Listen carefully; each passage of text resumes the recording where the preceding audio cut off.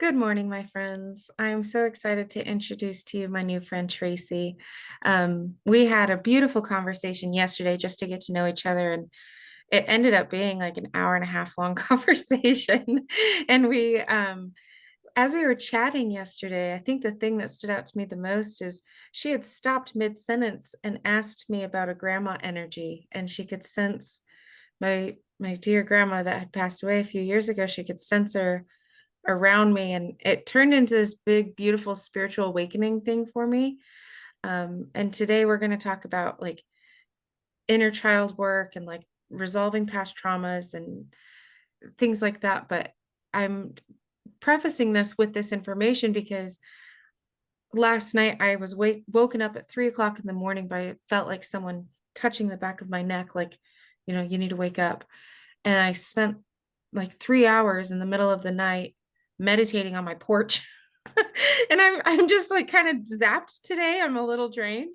But it's because of this, I think, spiritual awakening type vibe of work that's going on in my body and in my soul right now that I would like to think Tracie helped me find. And I think this is important work that needs to be done. I think it's going to break some generational traumas and some different things that we've got going on. So Tracie, go ahead and introduce yourself and we'll get started. Hello, morning, Mandy.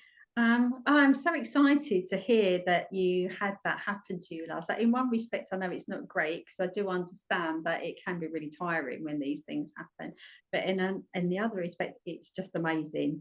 I just love it. I love it when people can interact with like source or spirit, and just to because I feel it just starts getting them on a different journey. It starts them on a path of things unraveling, and I'm always excited to hear what happens to other people's. But it doesn't surprise me because I am like psychic medium, a healer. I'm a healing trauma coach. I'm a spiritual celebrant. I'm a tarot reader. I do lots of things, and I've been doing them all for many years, so over 30 years. So it's been a bit of a journey. So yes, I can do different things really, and depending on where I am and who I'm talking to, and what comes in for me, what work comes into me, I put a different hat on. But basically, it all sort of mingles together really within my like trauma healing.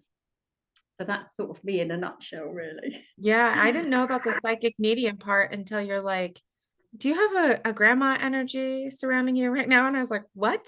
And I'm wearing her urn today because Oh, of our brilliant. conversation that we had yesterday. And so I don't think I was a skeptic per se, but I just never had any experience with any kind of medium type work.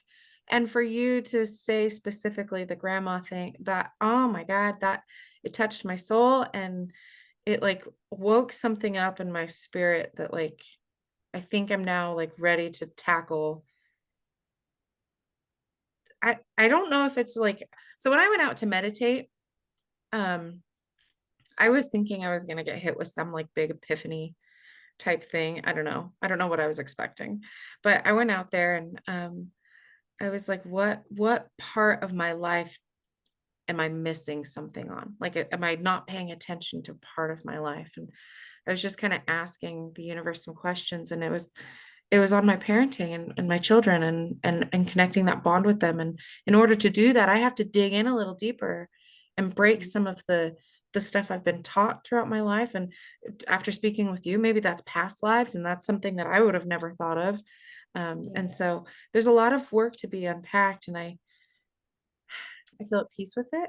I'm like tired with it, but it's good stuff.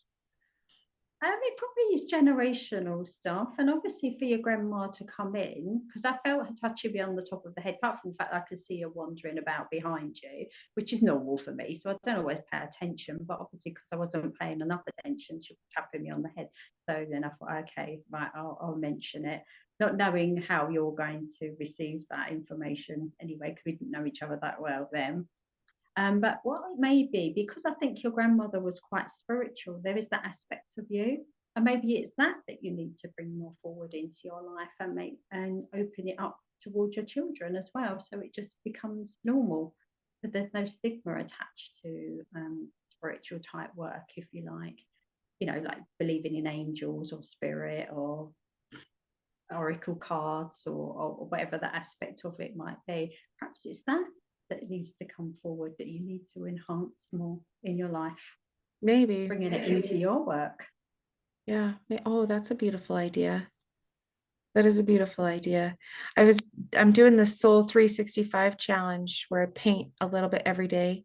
And I just finished the birth flowers and we talked a little bit about that They're yesterday. lovely. Yeah. And kind of figuring out my name and what that meant and the symbol of the rose because that's my last name. And I actually talked about it in another podcast too. But anyway, so we talked about that. But then after this collection's now done, I'm moving into spirit animals and I'm really, really drawn to actually the first spirit animals I want to do are my grandma's too. She has an owl and the hummingbird, and then my mom's dragonfly. And so I want to, it's like a generational spirit animal thing for me. Yeah. And so I want to do those first. I might do those today after a bit of a nap. Absolutely. Yeah. Do you know what mine is? What's yours? Um, a leopard. The leopard. And why does the leopard speak to you? Uh, I've had the leopard for probably about 5 years. It changed. I had a wolf before, so they do change over time. Sometimes they come in for aspects of what you need in your life, um, and what parts that maybe you need to look a bit deeper into. So, for the leopard represents to me, when it first came in for me, there's probably many meanings, but the one that springs to mind is the leopard never changes its spots. And that was relating to people around me. So I was seeing, like people will say something, but I pick up on energy. So energetically, I was getting something completely different. So, when you question your mind, but they seem to be different, they seem to be sorry, or they seem to be this. And the leopard represents me, you need to be more aware that generally a leopard doesn't change its spots. So if there's Mm. traits there or something there, or they've done something to you, said something, whatever, then you need to be more aware and not so trusting. I'm quite trusting by nature. That is just, I just see the good in everybody and I don't really look for the bad bits. But this bit, this animal coming in for me was that you do need to be more aware. Not everybody is the same as you, type thing. And last time I checked in, it was still the leopard for me. I But I love will do it that. again. I will check in again to see if it changes. I really love that because it reminds, so I'm a single mom. And so the dating world is kind of a pain in the ass a lot of times, but like I look for consistency in people. And like the last guy I dated, I had to dump him because he was like he would look like he was like really a healthy person to be around, and then he'd get really toxic, and then he'd apologize and he'd be like, oh yeah, I'll work on it, and then he'd get really toxic, and it was just like, I'm nope, three strikes, you're out, I'm done. Yeah. Yeah, And it's like paying attention to the red flags, like people don't change their spots. I mean, unless yeah, people are getting in and doing the work, yeah. like, but that takes time still. Like you can't just Mhm. expect an overnight result on a lot of things. And anyways, so yeah, I'm curious to see how the spirit animals help me connect to different parts of that generational Right. healing. And I'm gonna spend some more time painting roses because I have some Mhm. unresolved issue around my name, I guess, with that. And so I think there's going to be a lot of good work that's coming through. So Mhm. how can you see? Do you know if there's a way you can see what your children's spirit animals are? And you can just ask them. Oh, they'll know. Children are very perceptive, Yes, they but are. people don't give them enough credit. I, Yeah, I just just ask love them. them. There was a time that the panther really spoke to me, like a black panther, and it Mhm. was a symbol of strength and femininity and like individual prowess. And anyways, that I remember that was a very strong animal presence in my life. Uh, Yeah. I I think right around the time of my divorce, I went through that one. Oh, that makes So sense. yeah, so Yeah. anyways, I'm gonna dig into that and kind of open up Yeah. I love that. some Yeah. generational stuff. I think it will help me unpack some things, but I think that will be really beautiful. So, okay, so then can you tell me what does it mean to heal your inner child. I hear people say that, and there's sometimes that I'm like, okay, that's really like hippie woo woo kind of, talk. But I'm really starting to dip into this world of spirituality and understanding like why we are the way we are and what we can do to make sure that we don't pass that on to our children and our grandchildren. Yeah. Okay, so healing the inner child is basically finding out what's running the show, because we function mainly about 5% in our consciousness, so we're aware of our habits and the things that we usually do. And there's about 95% that's subconscious that is running the show, and these are our limiting beliefs, things that we were told about what we can and can't do, achieve. This relates a little bit more to women because they may have been told, oh, what do you need a career for? You're just going to get married and have kids. Or there's also aspects around money, where if the parents didn't have enough money, so they feel that they can't charge for their services or their gifts, especially in the spiritual world. Or if they get repeating negative relationships, and it could be that that's what they saw when they were a child. That's maybe how the parents were, or a parent, what they experienced. So there's a lot of things that are running the show in the background. And when people can't seem to find a way to move forward, you normally have to go right back to the ages between maybe 0 and 7. And that's usually when we're like little mini sponges. We pick up everything that's going on. That's when we do the most learning in our life. So if you think of a baby, by the time it gets to 1, it can usually walk, maybe talk, feed itself, and do lots of things. So as it progresses, it just picks up a bit, oh, that's how you do it, or that's how you speak, or that's how you act, or don't act that certain way because that person's angry and not don't like confrontation, or don't speak until you're spoken to, sit down, be quiet, don't listen. And they wonder when they're adults why they're very reserved, why they don't come forward in life, or why they can't move forward in life, because it's a lot of this stuff that they've either been taught by the caregivers, could be parents, grandparents, teachers, whoever they were around, or it could just be what they've picked up generally. Maybe the news was on, or things that they've been taught in school. So you have to just go back to see what's running the show, what the limiting beliefs are there. And of course, it comes into the trauma. If there's been trauma from like neglect, abuse in some form, sometimes it's physical abuse, sometimes it's sexual abuse, sometimes they weren't fed on time, or perhaps the old story was if a child is crying, leave it to cry. Let it cry itself out. So what does that message give to a child? You're not worthy of love. Why do they not love me? Why are they not picking me up? Why are they not cuddling me? So there's loads of things that you can unpack, taking it right back to the childhood. So sometimes you won't be aware. You might have some memories of that age group. Sometimes they're blocked. You just block them. You can't deal with it. But what you can do is maybe ask other people in your family, how were you as a child? How were you brought up as a child? How were your parents to you? Where you've been given a lot of limiting beliefs? You can't do that. You can't climb that tree. You can't go there. You be careful when you go there. Don't spend that money. We can't afford it. You can't have that. Whatever the aspect was for you, is just go back in and just start unpacking it to see what it is. Sometimes it's not even yours. That's when the generational trauma comes into it. And sometimes it's stuff that's carried over from past lives as well. And as I mentioned to you earlier, sometimes it's going to be stuff playing out in timelines. Sometimes it'll be health issues. It can be lots of different things. And if you tried lots of different methods to try and find out what is holding you back or why you can't move forward with certain stuff, you've done therapy and stuff like that, usually they like to say this, but I end up being the last resort because they've tried everything else, and then we go in and we start unpacking a lot of the stuff and then healing it. But we don't just talk about it. I said to you a while ago before we came in here, I don't really like to know everybody's stuff because I feel that does then trigger them. So I just need a rough idea of what I'm dealing with, and then I go in and do various um, sessions, for want of a better word. They're very deep as well, and we go in and we start unpacking it. And sometimes you see the light bulb going off, you see the realization, oh my god, like it can be, sometimes it can be a simple thing that's playing out, and sometimes it's very deep, very traumatic.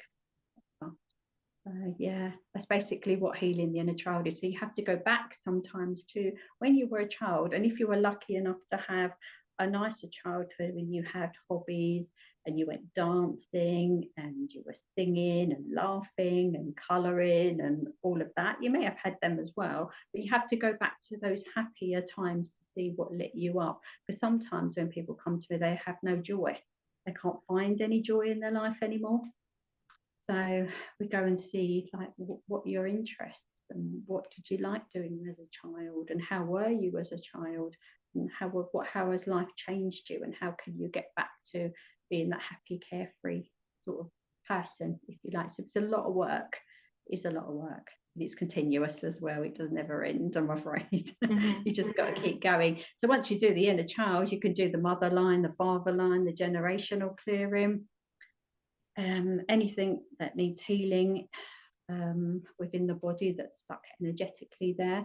Because I believe, well, I know this to be true, that anything that's happened to you as a trauma, not only would it be register in your mind and you get triggered by it, but your body would also remember. It remembers anniversaries, it remembers dates, it remembers times, and you can get things flare up in the body. So sometimes it could be aches and pains that people can't find where the root of it is. They could go to the doctors and they discover we can't find anything wrong with you. Other times it could be just a feeling of very low, being depressed and just can't really get in anywhere, no get up and go. It can be that. Or sometimes they are very aware of a trauma that's happened, say sexual abuse, for instance, and they know that that's running the whole show. They can't regulate their emotions. They get triggered really easy. They're self-sabotaging, they're self-soothing, maybe drinking, taking drugs, overeating, shopping, gambling, could be sex. It can be multiple things, just constant needing noise all the time, can't be alone, can't sit with themselves. You know, it just shows in many, many ways. So there's a lot of work to unpack usually by the time I get to them. It helps if they're a bit more spiritually aware, so they get what I do. That is a bit of a benefit. As I said to you earlier, I have worked on people that have no clue what I'm talking about, and there's an element of trust there, and have allowed me to help them, if you like. Well, we've had quite good results from it. But it's ongoing. This stuff is so deep sometimes, and it's been playing out usually for like 20, 30, 40 years even. So you can't clear it in 5 minutes or, you know, a couple of months. It's really ingrained, embedded. So sometimes it takes a few times that you have to revisit it to completely clear it. But it does help people move forward in life, to start seeing light at the end of the tunnel, start seeing a little bit of joy in there. So you can see it's quite a big thing. So I do like rituals, journaling, shamanic work, healing modalities, the usual trauma stuff, like going in to see how the system is, how to regulate the system, what the triggers are, that type of thing. So I cover all aspects. And of course, I have a background in fitness, diet and exercise and all of that. So I look at that aspect as well. So I bring all my modalities in together to do stuff. So I can do like somatic exercise, which releases trauma. Quite popular is yin yoga. That helps quite a lot. And it releases a lot of trauma, which could be stored around the hips area for women.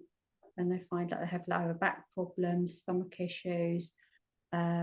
If they've had sexual trauma, for instance, they would have issues in that area, you know, the womb area, big bad periods or endometriosis or needing hysterectomies or whatever, because that is a space within a female body, whether you've got a womb or not, that is a space that does hold trauma as well. So it'll go somewhere. It always goes somewhere. And then it tends to show more in the heart area, lungs,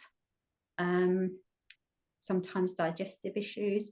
It could be sometimes it could be skin breakouts. It can show. It's just a big subject, really. It's just like, where do you want to go with it? Yeah. So that, and then sort of trying to round it up for you. That's basically what it means to heal the inner child. You have to go back to see what the limiting beliefs are, what's running the show. because a lot of the time you won't know what it is. It needs somebody to help you pinpoint what is actually running the show, because we are able to see that that's a limiting belief, or that stems back from childhood, or who said that, I bet that comes from your mother, or I bet that comes from your father. And you recognize when people, it's really interesting to see when you get in estranged families, I think that's the right word, and they're not speaking to one of their parents, or something happened and they feel, I'm never going to be like my mother, or I'm never going to be like my father, and they are pretty much like them. They can't see the traits, they can't see the similarities, they can't see them in themselves. So I'm like the mirror. I goes, well, where did that come from, and who behaved like that? There's a series of things that I do, I'm trying to generalize for you, and we find out what they are, and then they realize that they have quite a lot of their traits, quite a lot of their thoughts and behaviors, and they wish they didn't. So once they're aware, maybe other people might see them, but they don't see them themselves.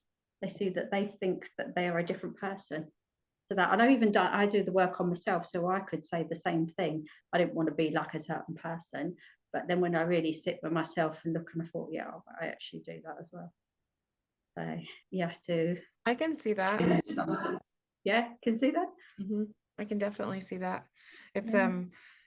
hard to like, because like, okay, so I'll use an example. So my mom is the most beautiful person, wonderful soul. I love her to pieces. When she gets overwhelmed, she yells. And that's the part of me that I always like, I don't ever want to do that to my kid. But that's the part that I feel like in my parenting that I'm really struggling with right now. It's not anger. It presents as anger, but it's overwhelm. It's like the TV's over here and this kid's going beep, beep, beep, beep, beep, beep, and like, there's too many noises, there's too much mess, there's too much chaos. Then someone's trying to ask you a bunch of questions while you're trying to cook dinner, and it's like too much, and you're like, just leave me alone for just a second. And I hate that. Like, that's one of the things that when I'm talking about healing some generational trauma, that's Mm. that's what I see happening in my world. If I could get to a point to where I can learn how to manage the overwhelm to a point to where I'm no longer yelling at my children, and I can talk to them in a way that they listen and I feel like it's a peaceful exchange, that I feel like would be a success for me. Yeah. Yeah, we teach people how to regulate their emotions. So you will feel this coming on. You'll start to feel it, and you'll start to feel the anxiety or feel it bubbling up inside you. And it's recognizing it quick enough that you can step away from it. Or you can just tell, like, your child, like, Mummy's feeling a bit stressed right now. Can you just give me 5 minutes and then I'll come and talk to you and explain? Because if you don't talk to children and explain what's going on, they think it's their fault. They think they've done something wrong. Then when they get to adults, they think everything's their fault. Yeah, Mm. and all it is a conversation generally, and explained. Kids are more resilient than we give them credit for. They understand a hell of a lot more, because when they're young, they pick up on the energy of what's going on rather than the words. So you could be smiling and saying something to them that they're thinking, but why is she smiling? That's not what I'm feeling. I can feel that she's really stressed out, or she's really angry with me, or she's really angry at that person, but she's turned to me smiling. It's okay, baby, don't worry. But she feels that you're angry and fuming. We all pick up on it. Some people are just a little bit more tuned in. So you just teach people to learn how to regulate their emotions and recognize what's happening before it gets to that point that you start flipping and screaming and shouting, and or chaos breaks loose. Yeah. If you know. Because that's when I just feel bad. Like Yeah. it I need to remove myself and go sit outside, and I just need some time for myself to just kind of breathe. But in my meditation this morning, when I was like digging into all of this stuff, it said prepare. And I was like, prepare for what? What am I preparing for? I said, for your babies. And because they're with their dad right now. They go, we do a 50-50. And I was like, what does that mean? Prepare for your babies. And it was like, organize your house, like organize your surroundings so you feel it's a peaceful environment, like welcome them in, so that way it's a smoother week. Like, get the laundry done, like have the dishes cleaned up, like prepare for your babies. And I was like, oh, Yeah. well, that's simple. But it's one of Yeah. those things that like my body is just saying, if you want to help regulate this portion of yourself, you need to actually do the work by like not what is the word? You need to do the work by removing some of those things that overstimulate you. And Mhm. so that's what in this whole meditation thing this morning, that's what I was feeling. Yeah. Yeah, I'll share something with you because before I do any of my work on the spiritual plane, healing, or even my podcast, I make sure that my space is clean and tidy. That the windows have been open, the air comes in, I burn sage or whatever I feel like burning at that time, and I set the environment, I set the scene. Whether anyone can see it or not, it doesn't matter. So if you used to come into my place, there won't be any dishes. I've already done them. Everything's done. And then in my mind, because I feel like if you've got a chaos going on in the house, it reflects in your mind because it's always sitting there that you've got stuff to do. So Mhm. just do it. And then you can get on with your day or whatever you need to do. So I think that becomes a habit that I'm very aware because stuff and clutter and mess attracts negativity. It stores in all those sort of places, and clearing it and clearing the room by letting the fresh air in or burning the sage and that it lifts everything. So not only does it lift the energy in the room, it lifts your energy as well. So therefore, when the kids come back, it will lift their mood and their spirits as well. Because if it's all a bit chaotic and there's piles of stuff and whatever, that affects them on a level they're not even able to think of, but it's there. They will pick up on it. It will affect their level of not well-being. It's not the right word, but their Comfort. level. Yeah, maybe that will just pick up on it. They will see it. Maybe not register it straight away, but they will feel that the energy is a bit different, a bit stale, a bit stuck. Maybe just clearing it, they'll pick that up as well. It's interesting how it affects kids the same way it affects me. Like it's all the same. Like we're all human, but having so for example, when you first walk in my house, I have an office space and it right now it's filled with like boxes of things that I have to like go through and organize and clean out and stuff. But that's like what you get hit with right when you walk into our home. And so it's Right. like it feels like it's like a non-important thing. Like it's not a priority. Like it in the scope of everything that needs to be done, organizing the office feels very low priority. But in the scope of our comfort levels and the welcoming energy in our home, that's a high priority. And Hmm. that's the first thing you see when you walk into our home. And so Okay. it's anyways, it's a I would actually flip that. I think that's quite a high priority. yeah, and that's what I'm Because you saying want is to, like I think in the yeah, level of the comfort and things, I think it is more of a higher priority than what it sounds like. yeah. Because your work, you'll be self-employed now, aren't you? And you want Mhm. to be creative and do all the stuff that you wanted to do for a while. So being faced with all that in a box, now what does that remind you of? Your past life, but not a past life, your past life with your husband, the new life you're now bringing in with your children and everything. So like, why is it all packed up? Why is it not out and put out and done? That is true. Some of those boxes are from several years ago that I brought over from my ex-husband's house. Yeah. So whether you need to get rid of them because there's an energy attached to it, or you need to put it out and give it a new lease of life. Mhm. They're stuck in a box. It's like this is what I mean. What's playing out subconsciously that you're not aware of. So them seeing that and you seeing that every day will we have an effect on your overall well-being and your creativity. So where you work and where you make your money and where you're building your new foundations, that's important. So for me, that will be your first priority. Get in there and get that all done and sorted. And you go in there, you work from there. It's your nice space. It's very welcoming. The kids will see that as well. If you can get it done before they get back from Oh, seeing I their will. dad, be brilliant. Yeah. Yeah. They come back on Sunday and um I've got And if like it's no 3 or 4 use, days. dump it. Don't hold on to stuff for sentimental reasons if you don't need to, Mhm. because there could be sentimental stuff there that doesn't really bring you any joy. It's just a sentiment, and memories are more important than things anyway. So if you don't need it, get rid of it. It's just stuff. I like that. I like that. I think that's a good first step for me. I like sometimes like sometimes it feels like when you have all this inner work to do Mm. that everything is kind of floating around you. It I feel like organizing my office is like the first tangible thing that I can just like kind of scoop up from the universe and improve our current state. You know what I mean? Like, I don't know if that's the best way to explain it, but I like tangible things that I can do. Like, give me an Yeah. action step. And that could be the message you got is get prepared for your children, get things ready, Yeah. get it So done the amount before of they laundry I have to do. well, yeah, there's that as well. I have 4 kids. I feel like I Right. cannot keep up.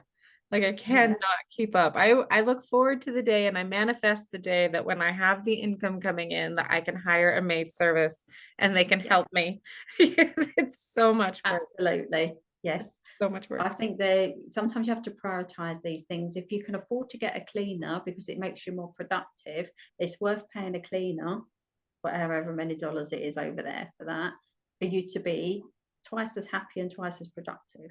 So if you can get somebody to come in and do the laundry for you, or get a service where they pick it up and drop it back and it's all done, you can't beat it.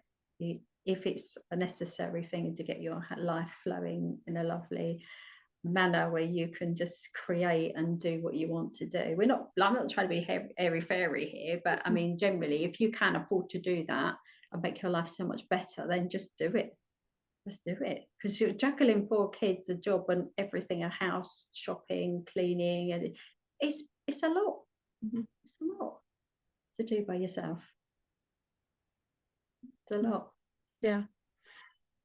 So, anyways, those are the first steps I'm taking into digging into my own generational stuff is Mm, my spirit animal paintings and then I love that. cleaning up my office space. And I think I'm just going to turn on some good energy music, burn some sage, and just clean today and just enjoy the Mm, day. I'm kind of yeah. feeling a little zapped in energy, but I think that the energy will return when Mm, like the clutter and the things are organized. yeah. Yeah. Open all the windows. What's the weather like there for you today?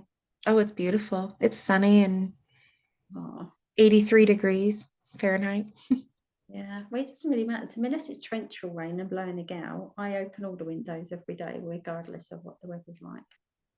And even if it's for half an hour, just let the air through, blow it through, clear the energy. Obviously, I do a lot of work from home, so I have to have this as a practice daily stuff anyway to keep the high vibe going on, if you like, Yeah. around me. But it'd be good to do it as part of your just daily practice. It becomes a habit, like anything becomes a habit if you do it often enough. It doesn't take 5 minutes sometimes to just go around and do the things that you know that you need to do just to make you feel calmer in yourself every day. Yeah, I'd like to start building it as a like a wind down ritual is like resetting my home and like getting it Mm, all tidied up and so that way you wake up every morning to a tidy home. yeah, So yeah. anyways, well that was probably more like my own little therapy session, I think. We did this yesterday. We did. We just ended up diving into it. It's interesting I'm how cool with it. It's fine. it's just really interesting how like whenever I talk to you, like you just seem like a beautiful guide and it's easy for me to just open up to you and just share different parts about my life and you're like, oh, well, you might think about this. And we never intend it to be a whole session and then it just ends up being that No, way. but that's my world. That's what I do. Did you look up your human design? I asked you yesterday. Did you do I it? did not get a chance yesterday. Yesterday was super busy, but tell us about a human design. Tell our listeners, what is human design? I don't know. I think it's more common over there than it is here in the UK. But basically, it's your soul blueprint.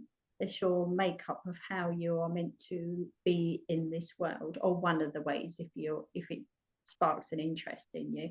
So there's 5 types: manifester, manifesting generator, generator, projector, and a reflector. So the reflector are the rarest type, 1% of the population. Projector, which is what I am, is about 20%. And then the rest are made up mainly by generators and the manifesting generator, There's not that many manifestors, but there are quite a few. People like me, I think I could get this wrong, but this is just to give you an idea. People like Beyonce, maybe, Adele. These are people that are manifestors. They come in and they just do. You don't see them or hear from them. Yeah, they do a massive album. They're all over the place. Everybody loves them. They're a sellout, and then they just retreat. That's like a manifestor. They could just manifest and do these big things. So anyway, for me, which is a projector, we're very absorbing and seeing. We can get really in deep. We can see what other people can't see, basically. We can see the real, what's going on here. So that's why I'm good at my job, I suppose, is because that's what I am. But I didn't know my type until I looked into it, and I've been studying it for about 5 years. It is part of one of my programs. There's a little part of the human design which is called the pearl, which is your purpose. So I will bring that in. But you can have a reading, and they take quite a while to do. They take about 3 hours to get all the information together to give to the person. And then I like to do a one-to-one as well to explain it to them. So it's about how you function in the world. So me being a projector, I have a limited amount of energy. So I can be very in-depth, full on, and I can get a lot done in like 3 hours, which would probably take somebody else, maybe like a generator or somebody, probably 8 hours. So we can really condense it. You can see we can find the easiest and quickest way and simplest way to get something done or fix it or whatever the case may be.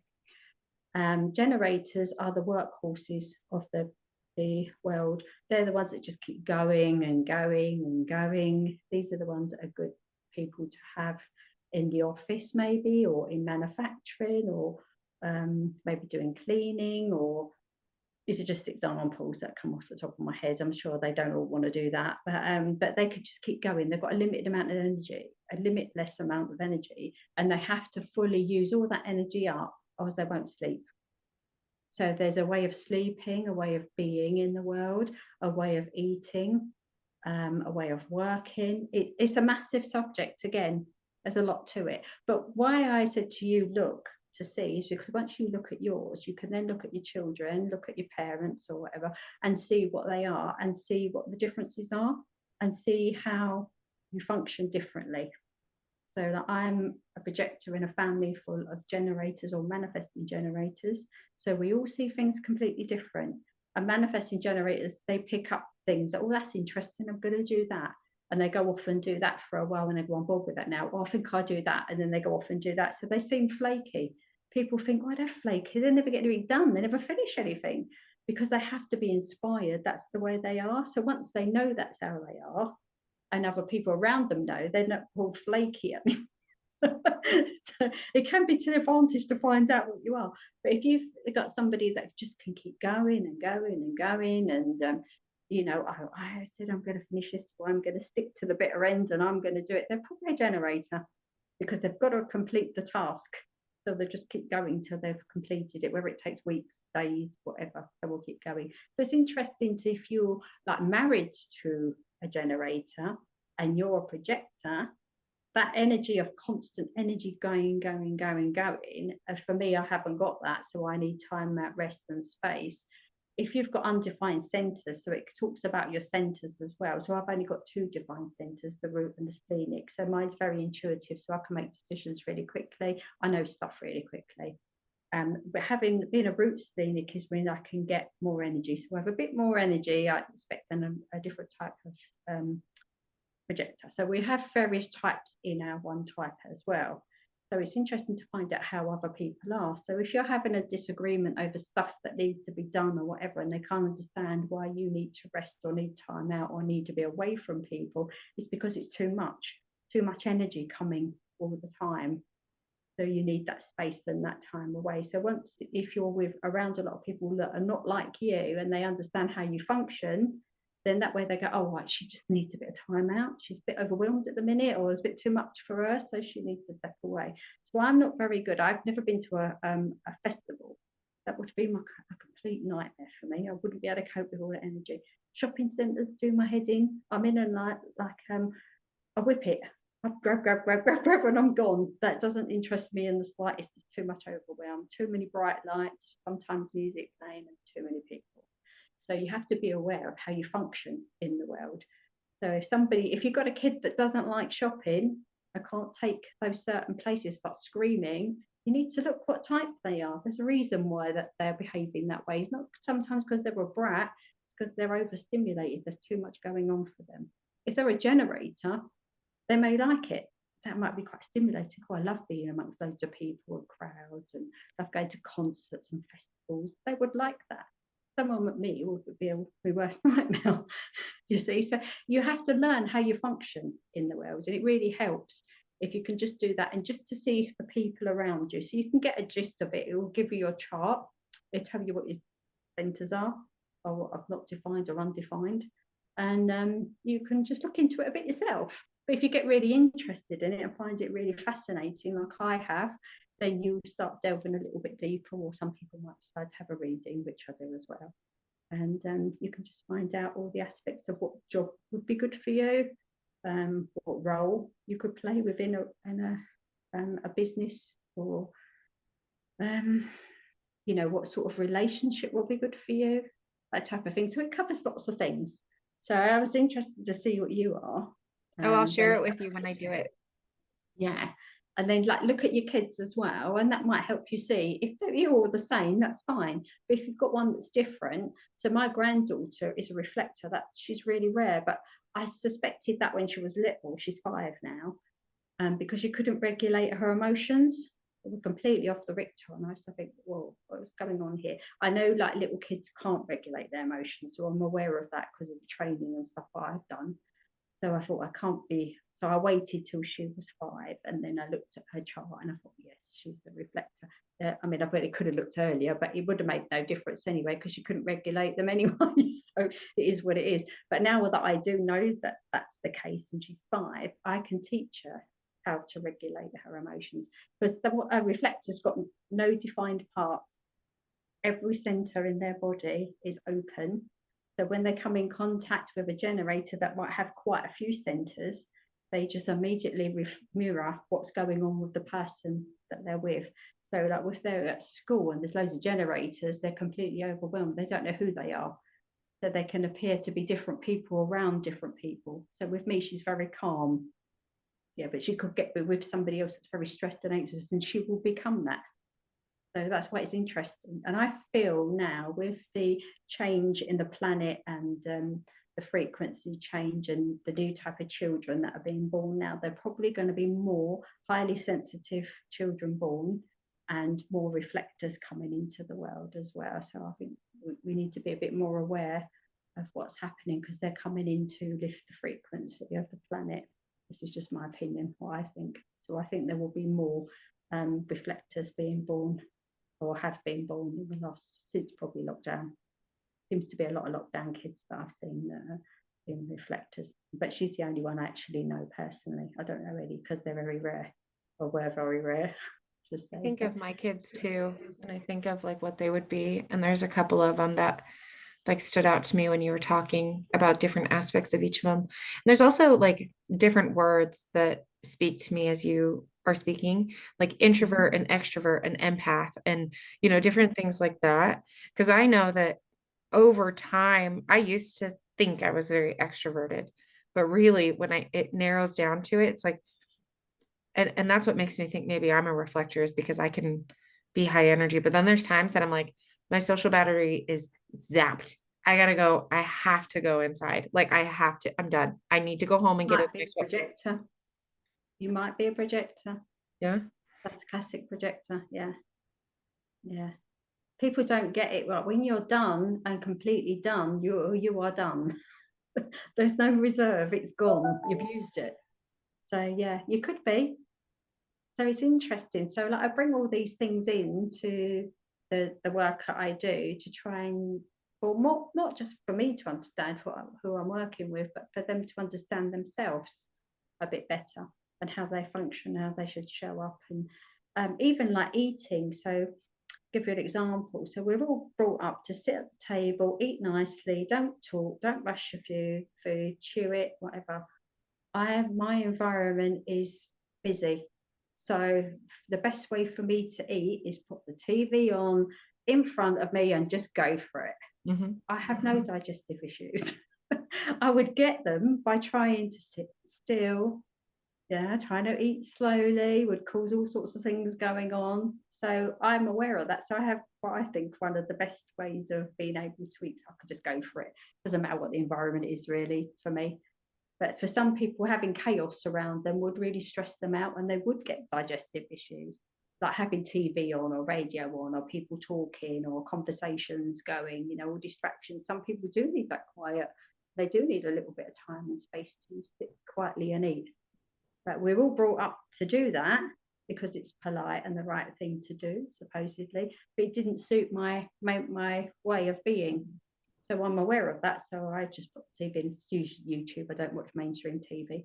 So it's usually YouTube podcasts, that type of thing. And it's all going on and I'm listening to it while I'm going about doing my stuff. But it's interesting to see how you're brought up as well, to whether it actually fits with your design and how you should actually be showing up in the world. So once you get into doing it, you can live more in alignment with how you're meant to be, and you find that everything starts to align a bit better. It's one of the aspects of bringing yourself into alignment as well. So if I'm really tired, I honour that. I don't take any work. I don't do any. I just work on myself and just relax, chill, do what I need to do till my energy level comes right back up again. And then usually the work just comes in naturally anyway. So I am very aligned with, because if you try and force it through being tired, as you would know yourself, you're not very productive. You don't do a good job. So it's just pointless of trying. But probably a generator would try and try and work through that. So that's the difference between the people. So there's only 5 types and mainly 4 that you would relate to, really, that most people would be in that category. Yeah. So Well, it's that's interesting. fun. Well, I'll take the human design. I'll put a link to it in the show notes too. So if other people want to take it and they can kind of learn more about themselves, they can. Yeah, I mean, you could just get the chart and it would just tell you. If you say you want to go in depth, then you would need somebody that does it. But you can learn it yourself. You can get books on it and whatever. You don't need to. But some people like a quick fix, don't they? So if that's the case, then you need someone to read it for you. Yeah. Yeah, it's fascinating. Well, that's wonderful. Well, if anybody would like to work with you, how do they contact you? I have my YouTube channel, which I'll guess we'll put the link on, and I have my website, which is healingtraumacoach.co.uk. I have various social medias and stuff, but they are basically closed down, so you can't really get on them anyway. So I have quite a closed network, so there's no point in going through social media aspect. But yeah, you can contact me from my website. There's a link on there to contact me, or you find me on YouTube, and we've got the podcast up as well. Put the link on there. But I Wonderful. wanted to ask you about your stuff, about your new ventures and about your Yeah. artwork, because you quite inspired me. Because I am quite, as I said to you earlier, I'm quite artistic, and I just like you showed me your pictures yesterday. Where are you going to put them up? Where can people see your work? I'm going to get them up this week, I think. It's interesting because I had a very strong plan of like what I was going to do for all my work stuff, and Mm. then I had this meditation thing this morning, and now it's like all of that's going to get put on hold, and you're going to prepare for your babies. And I'm like, okay, Okay. okay. So I was going to try to put this up this week. I had initially set the goal for July 19th, so I guess I can still make that goal happen. Oh, So you could, yeah. I love the thing about the spirit animal. So you're going to commission work for people if they want to have their spirit animal oh yeah, I done. could totally do that. Yeah. I Yeah, think for this challenge, I'm just gonna use these little 3x3 cards to paint on. And yeah, do one every day. But if someone wants something bigger, I actually have a really big, beautiful vision for the owl because that's my grandma's, and I want to do yeah. that on a very large canvas. So I think I'm going to dig into that a little bit. But yeah, I'm starting to open up this world of coaching, like doing therapeutic art coaching. But since I haven't really done it before, I'm just doing a free group for now. And so, Mm, and you joined that yesterday. So if people I want to did, get in yeah, contact with you, they can go on there too. I guess you're in there. yeah. Um, so I'm just starting to kind of get my feet wet in what a group, like a membership type setting might look like. But for right now, everything's free. So I'm excited to to dive into that a little bit more. So what did I see on your page yesterday, which is paint and scream or something like that? Have I Yep. got that right? Yep. So the whole idea behind therapeutic art is that you're allowed to feel whatever emotions you want to feel while you're painting, and it therapeutic art is about the process, not about the end result. And so I think a lot of times people don't attend these paint and sip events because they don't feel that they are any good, and we put a value, or we basically put ourselves into this little box of I can't paint, I can't do this before you even try. Or maybe they have tried in the past and are like, nah, I'm not for me. Whereas this paint and scream event is meant to be what I was finding in our community and with a lot of women my age is that there's like this bottled up rage. Like there's so much Mm. frustration. Life just sucks sometimes, and that's okay. But we're going to dig into it a little bit. And so I have a venue that I booked through Parks and Rec, and I'm going to prepare it like the artist equivalent of a padded room and make it so we can throw paint around. But Yeah. if you can throw paint, if you can finger paint, if you can slap a canvas, like, or slap a paintbrush around, you can do this event. And we're going to turn on some Brilliant. rage music and allow people to just feel all the frustrations. There's some actual physical techniques I'm going to teach, and like the Mhm. scribble journaling. Like I do this technique where you just like scribble all your thoughts out, and it's not legible to anybody. Like Yeah. when you even look back on it, you might remember how you felt, but you may not remember everything you wrote. And allowing those to kind of peek through some of the artwork, and letting those be what they are. And so we're going to dive into some of that stuff, and we're allowed to Wow. scream, we're allowed to curse, we're allowed to make some noise, we're allowed to throw paint. Like I'm basically doing all of the mental load of preparing a messy space. Like I've got you. You just come in, bring your painting clothes, bring a beverage of your choosing, and we're gonna Just paint. go for So it. Oh, yeah, are so you I'm going to doing that in record this? August. So yeah, it'll be fun. I think I'm gonna do it as an online workshop too, because I think a lot of people Yeah. can benefit from it. Yeah, I'd love to do it. I think it sounds like fun. Yeah. Well, it was so lovely to talk to you, and I think that this is Oh, absolutely Emily. so wonderful. And I'll make sure to put all of your links in the show notes. But thank you so much for being here. And we're going to share this video, aren't we? So I can put it on mine. So I'll also put everything so people can find out about you as well. It's lovely to meet you, my new friend, It's so lovely to meet across the you. pond. And until next time. Yes, until next time. Okay.